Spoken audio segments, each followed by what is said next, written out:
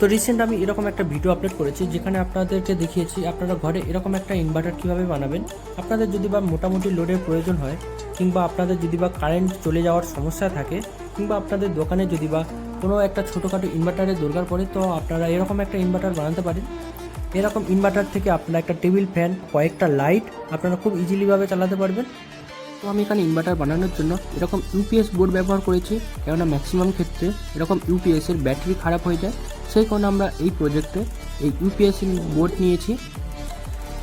তাছাড়া আপনারা এখানে সোলার প্যানেলও ইউজ করতে পারবেন। সোলার প্যানেল দিয়ে চার্জ করে এখান থেকে আপনারা আউটপুট নিতে পারবেন। তাছাড়া এখানে আপনারা মোবাইল চার্জিংয়ের জন্য, এপারে এমার্জেন্সি লাইটের জন্য, আর আপনারা এখান থেকে 220 ভোল্টের আউটপুটও পেয়ে যাবেন। এখান থেকে আপনারা একটা ফ্যান, কয়েকটা লাইট খুব ইজিলিভাবে চালাতে পারবেন। আমি এখানে ইনবিল্ট ব্যাটারি ব্যবহার করেছি। আপনারা চাইলে এখানে ইনবিল্ট ব্যাটারি না ব্যবহার করে আপনারা কোনো বড় 12 ভোল্টের বেশি এমএজের ব্যাটারি ইউজ করতে পারেন, তাহলে আপনারা ব্যাটারি ব্যাকআপ আরও বেশি পাবেন। তো কীভাবে বানিয়েছি আপনারা অবশ্যই আমার চ্যানেলে গিয়ে চেক আউট করবেন। এখানে প্লে বাটন আসছে, প্লে বাটন থেকে গিয়ে আপনারা আমার চ্যানেলে এটা ফুল ভিডিও আপনারা দেখে আসতে পারেন। আর এরকম ভিডিওর জন্য আপনারা অবশ্যই সাবস্ক্রাইব করবেন।